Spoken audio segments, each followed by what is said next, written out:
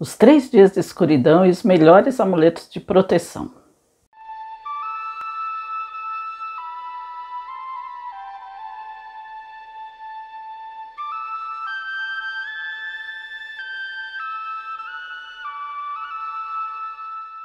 Olá, tudo bem com vocês? Sejam todos muito bem-vindos. Para quem está chegando agora, eu sou Marisete Assis e nós vamos hoje falar sobre os 3 dias de escuridão que está sendo aí muito falado pela internet e também vamos falar de alguns amuletos. Eu vou falar de 2 amuletos de proteção que são poderosíssimos, vocês vão ver. No caso dos 3 dias de escuridão que eu primeiramente me refiro, é esse livro aqui, olha.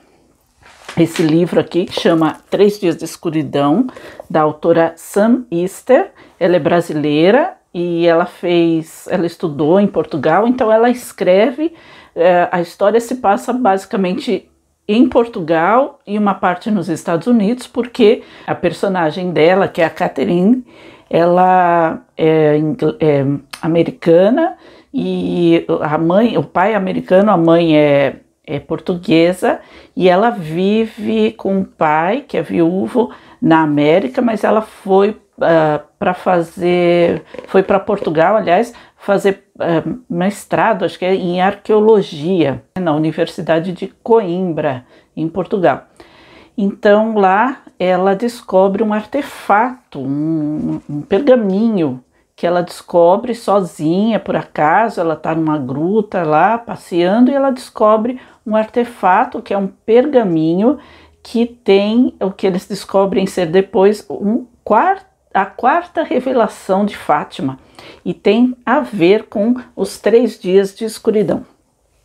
E aí a história toda se desenrola, ela fala muitas coisas reais, que são reais, ela dá muitos dados aqui reais mesmo, não só referentes aos 3 dias de escuridão, mas muitos assuntos. Quando eu comecei a ler esse livro, eu achei ele muito semelhante aos livros do Dan Brown, principalmente lá o Código da Vinci, né, que tem muita informação de fatos históricos, então é bem assim mesmo, ela dá todas essas informações nos diálogos, né, das personagens, e no final aqui você vai poder ver, inclusive na bibliografia, os acessos, né, os endereços, tudo para você pesquisar na internet todas essas informações que ela passa. Então são várias coisas que ela fala mesmo, é bem interessante, mas eu confesso para vocês que é um livro bem assim, cataclísmico mesmo, né? Dá uma certa angústia de ler aquilo, né? Tem muito a ver também com teorias da conspiração e tal, mas é bem interessante mesmo. Eu recomendo para vocês lerem esse livro. A editora é a editora Pandorga, tá bom? Aí eu fui pesquisar na internet e a questão dos 3 dias de escuridão, pelo que eu pesquisei, não tem relação direta com nenhum escrito da Bíblia. Na Bíblia não fala desse fato de 3 dias de escuridão. O que tem falado muito é um vídeo recente de uma senhora, acho que americana, que viralizou na internet, que ela alega ter recebido essa mensagem. Eu não vi esse vídeo, eu só vi vídeos que comentavam sobre o assunto, e ela alega ter recebido também uma mensagem muito grande, parece que foram 10 páginas que ela fala sobre esses 3 dias de escuridão, não sei. E o que eu achei propriamente foi também uma mensagem grande. Eu não li a mensagem toda, tinha alguns tópicos só, porque era muito grande, então no site que eu pesquisei eram 12, parece que 12 tópicos, de uma mensagem também do Padre Pio. Pelo que informa lá no lugar onde eu vi, o Padre Pio alega ter recebido essas mensagens diretamente de Jesus. Isso foi em 1959. E ele transcreveu essas mensagens numa carta. E ali numa dessas mensagens, aliás, num desses tópicos, né, que tinha a ver com essa mensagem, falava dos 3 dias de escuridão. É também uma mensagem muito pesada, muito carregada de catástrofes e cataclismas, e dá um certo medo, né? Então tem que se tomar um pouco de cuidado com essas coisas, porque o que eu pensei é o seguinte, isso foi lá em 1959, né? Quando a gente analisa tudo o que está acontecendo já há muito tempo, se você pensar desde aquele primeiro tsunami, que eu nem me lembro exatamente quando foi, não sei se foi 2004, então já desde essa época vem ocorrendo muitos fenômenos, muitas coisas assim. Então, depois teve outro tsunami do Japão, entre tudo isso teve vários terremotos, eu lembro de um enorme lá na Itália, teve do Haiti, teve assim vários pontos, a gente teve coisas grandes que aconteceram, fosse por tsunamis, ou fosse por terremotos, ou fosse por furacões, ou por até mesmo por vulcão, erupção vulcânica. Mais recentemente a gente tem aqui esse caso do La Palma, tivemos também alguns terremotos, né? Então tivemos até as tempestades de areia aqui no Brasil, como eu já citei no vídeo anterior. Então, se a gente for pensar, são coisas que estão acontecendo ao longo de muitos anos. Então, quando você lê uma mensagem dessa, você fica apavorado, porque parece que vai acontecer tudo de uma vez só, vai abrir um buraco e todo mundo vai cair lá dentro e sumir. E não é bem assim, né? Então, analisando, não entrando em pânico e analisando os sinais, isso vem acontecendo ao longo do tempo. Então, tudo isso que a gente fala, as questões da transição, da separação do joio e do trigo, dos ceifadores, como dizem, até a questão mesmo da pandemia, tudo isso faz parte, tudo isso está ligado a essas previsões, a todas essas mensagens que essas pessoas receberam, né? Então não é para entrar em pânico, para se apavorar e ficar achando que todo mundo vai ser engolido ali pelo buraco negro, né? O que aborda aqui nesse livro seria uns 3 dias de escuridão real mesmo, né? A ausência do sol, da iluminação do sol durante 3 dias. Isso marcaria, juntamente com os cataclismas todo, que teria muito desencarne e tudo mais. Isso marcaria o início da nova era. Então no livro mostra muitos rituais e tal, que tem a ver também com os amuletos que eu vou passar aqui para vocês depois, que seria a questão da entrada da nova era, mas isso é num contexto aqui do livro e tal. O que muito se diz hoje em dia do que seria esses 3 dias de escuridão, seria um apagão nas comunicações. Nós ficaríamos sem condições de nos comunicarmos durante um tempo, e que seria semelhante ao que a gente teve aí recentemente do apagão do WhatsApp, né? Que nós ficamos aí um dia, praticamente quase um dia sem o WhatsApp.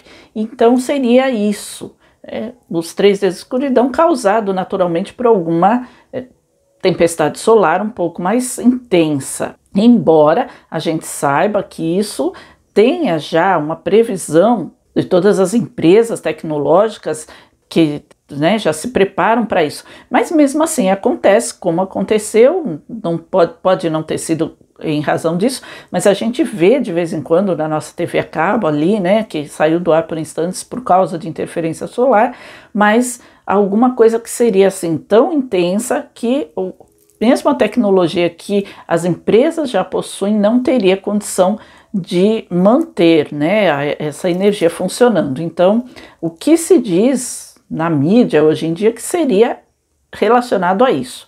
Aí tem também um outro livro chamado O Antigo Segredo da Flor da Vida, que é do Druvalo Melquisedeque, que ele fala sobre esses 3 dias de escuridão também, mas de uma outra forma. E também, semelhante ao livro aqui da Sam Lister, seria para a entrada da nova era. Como que fala nesse livro do Druvalo Melquisedeque? Na verdade, ele escreve uma canalização do deus Tote, do Antigo Egito, né?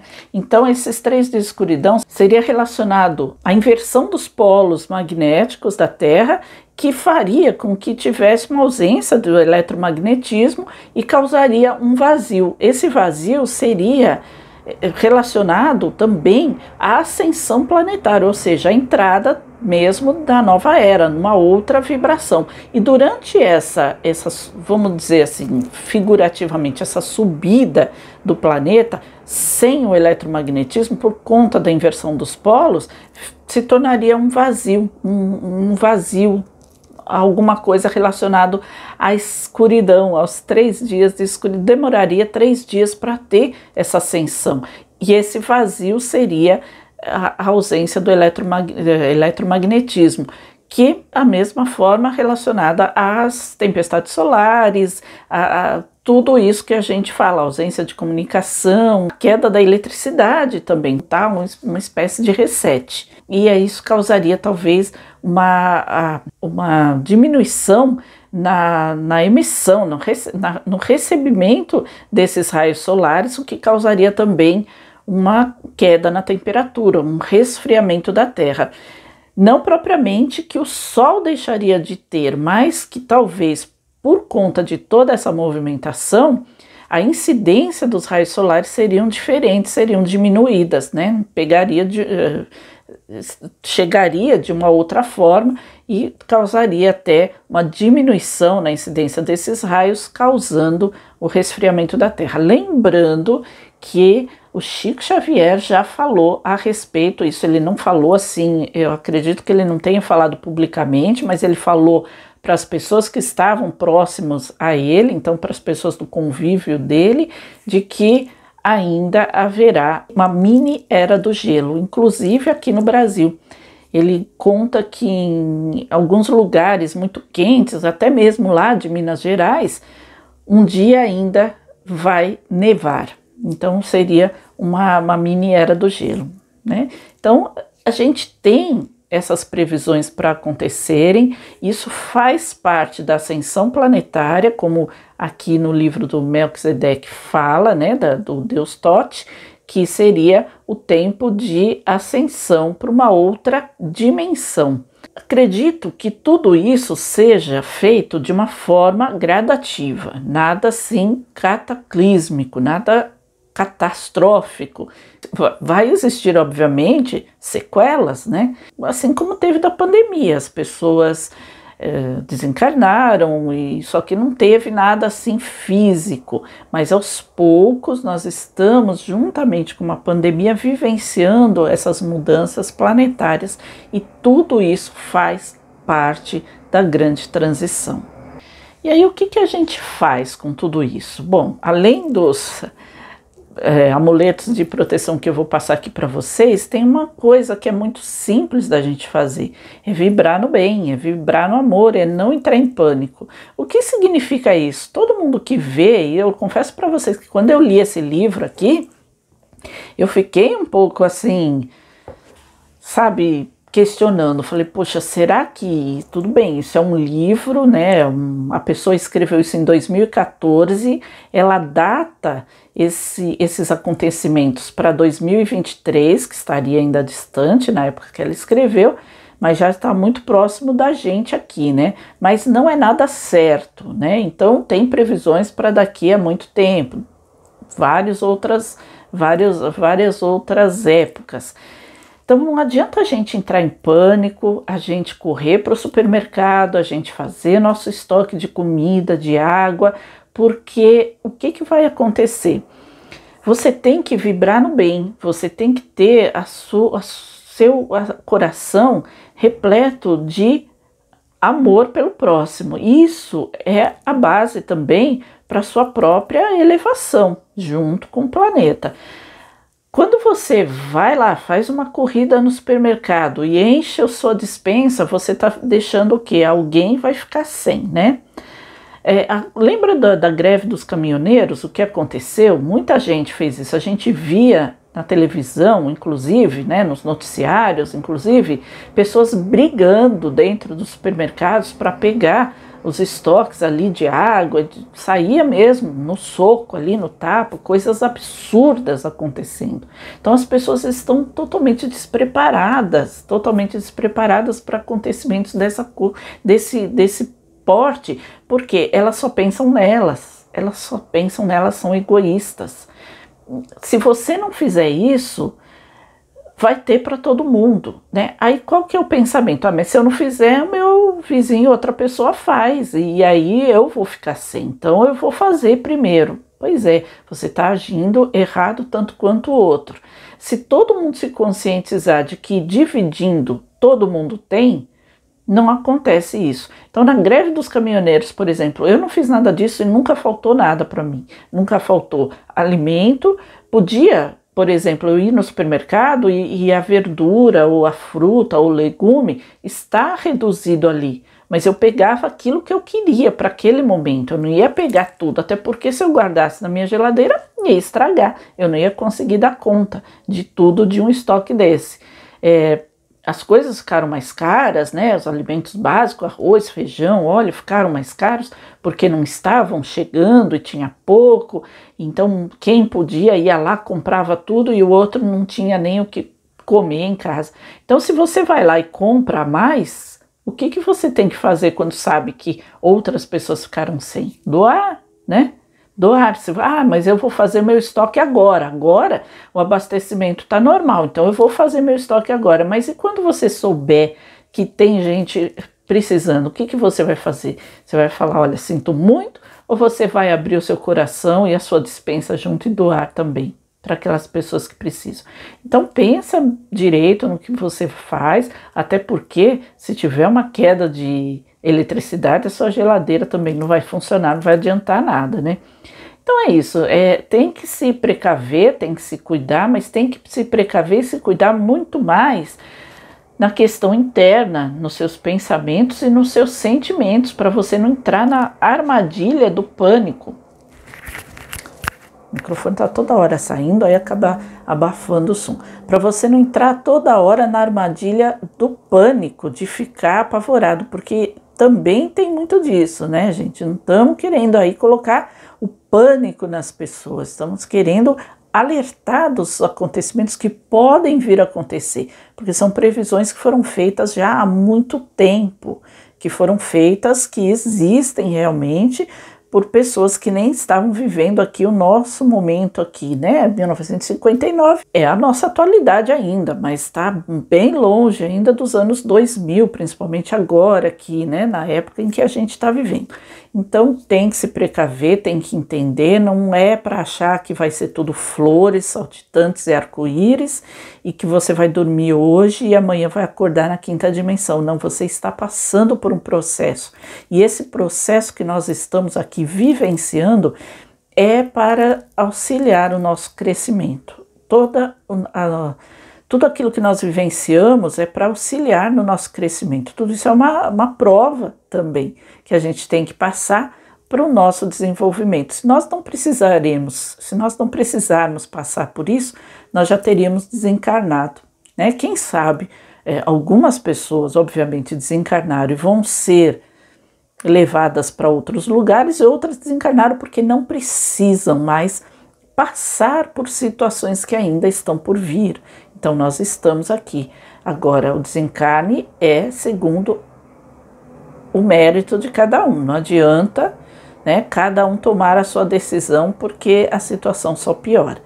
Então tem que prestar muito atenção em tudo isso, saber dos motivos e ter consciência da sua ação, né, dos seus pensamentos, das suas atitudes, porque tudo é para o nosso crescimento. E nós estamos aqui porque nós precisamos crescer ainda bastante. Agora, falando dos símbolos, o primeiro deles que fala aqui no livro, que é um mantra de proteção, é um símbolo, aliás, é um mantra que ativa um símbolo. Então, um mantra, eu vou ler aqui porque ele é bem complicadinho de falar as palavras, né? Mas o mantra é o seguinte: Klim Krishnaya Govindaya Gopijana Vallabhaya Swaha. Vou repetir: Klim Krishnaya Govindaya Gopijana Vallabhaya Swaha. É isso aí. O que faz esse mantra? Esse mantra, quando ele é pronunciado, ele ativa um pentagrama. O pentagrama nada mais é do que uma estrela de 5 pontas e é a ponta voltada para cima. O pentagrama, ele tem a estrela de 5 pontas, ela tem o formato de um ser humano, a cabeça, os braços e as pernas, por isso que está sempre voltada para cima. E ele significa o quê? O ser humano iluminado, a iluminação do ser humano. Quando é pronunciado este mantra, ele aciona esse pentagrama que no astral ele atua em todas as dimensões e ele ilumina e repele todas as forças das trevas, em todas as dimensões. Então é muito utilizado como proteção para obsessores, contra assaltos, contra toda situação que você sabe que você está ali, de repente, correndo um risco, que você está sentindo que você está num lugar que está meio arriscado de estar. Então se concentra, fecha os olhos e repete esse mantra. É bom você deixar ele anotado num papelzinho ou ler bastante para gravar ele na cabeça, porque não é fácil. Aí um outro símbolo poderosíssimo também que fala aqui no livro, que tem todo a ver com toda a história do livro, é o tetragramaton. Parece um trava-línguas, né, também. É também um pentagrama, uma estrela de 5 pontas, com a diferença que o pentagrama comum é uma estrela simples e o tetragramatron e o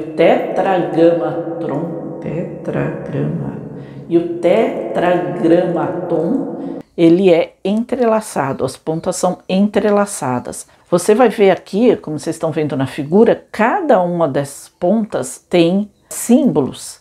E estes símbolos, eles representam o nome de Deus, Yahvé, em hebraico, Yahvé. Este símbolo, tetragramaton, é um amuleto relacionado à alta magia. Alta magia, gente, é magia do bem, tá? É magia superior mesmo. E é muito usado, inclusive, nos ritos, nas cerimônias de iniciação da alta magia. Para você ver a importância que esse símbolo tem e a força que esse símbolo tem. Por quê? Porque como pentagrama, o que ele é? Ele simboliza o ser humano juntamente com o nome de Deus, então é o ser humano iluminado e faz uma ponte direta com a fonte, totalmente ligado com a fonte. E por representar a pessoa iluminada, estar totalmente ligada com a fonte, mais ainda entrelaçada com o nome de Deus, ele tem a capacidade de potencializar a abertura de consciência.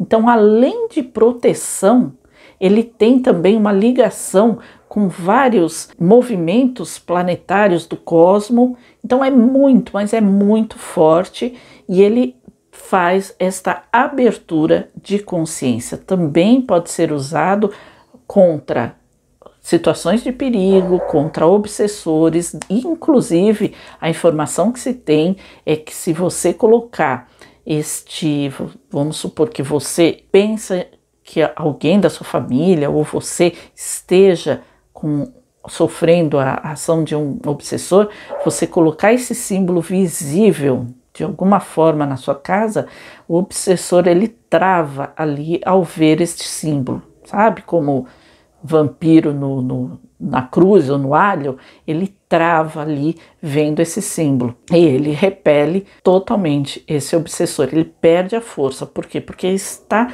entrelaçado com os símbolos, o nome de Deus e com os símbolos do cosmos relacionados aos planetas, às rotações planetárias. Ele é muito, mas é muito complexo, gente.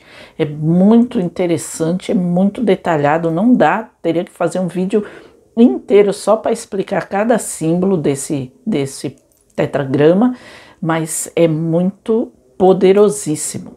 Por esse fato, por abrir a consciência, que ele também é utilizado nas iniciações de alta magia. Aí, como vocês podem lembrar, eu falei, né, no vídeo sobre a teoria de tudo, né, das energias, e eu falo, por exemplo, dos amuletos. Então eu até brinquei, citei um brinco que eu posso induzir esse brinco a ser meu amuleto da sorte, porque vamos supor assim, esse brinco é meu amuleto da sorte porque no dia que eu estava com ele, meu time ganhou o campeonato, ou eu, sei lá, consegui um emprego, ou sei lá, alguma coisa aconteceu que me deu sorte, toda vez que eu tô com esse brinco me dá sorte. Então, isso é uma coisa que eu induzi, que eu coloquei, não tem, né, uma força tão grande assim, é mais a minha força mental colocada naquele objeto, diferente do que eu falei das coisas do universo, como árvores, cristais e tal.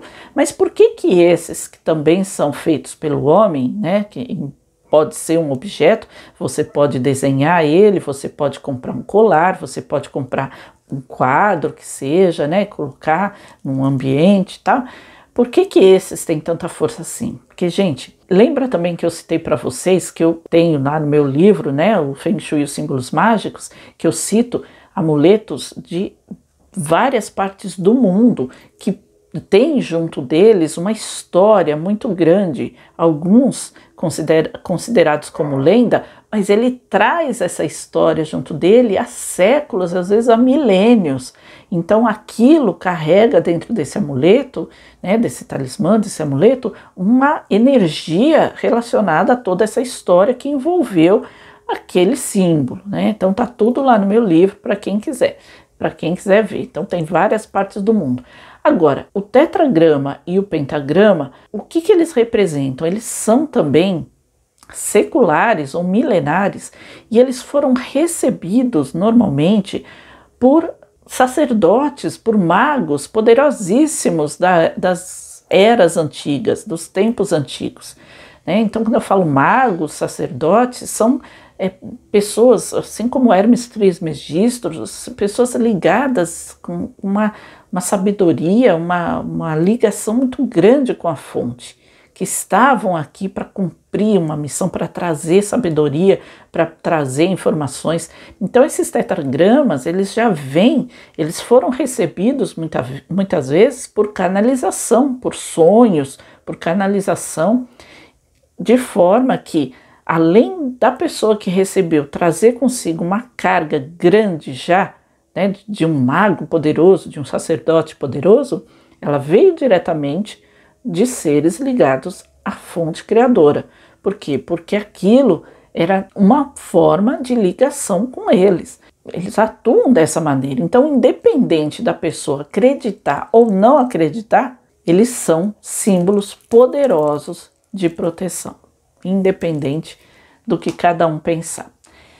Então é isso, gente. É para a gente pensar, é para a gente analisar, lembrando sempre de proteção e elevação da consciência, para que você consiga elevar o seu plano mental, para que você consiga se elevar e atingir situações melhores de consciência, até para você saber, até para você entender o que está acontecendo, o que virá ainda, e conseguir se proteger e conseguir passar para isso para a maior parte das pessoas. E aí vai de cada um, a sua parte já está sendo feita, né? Então é isso, gente, é isso que eu queria trazer para vocês hoje. Espero que vocês tenham gostado. Antes de mais nada, muito obrigado por estarem aqui comigo até o final do vídeo.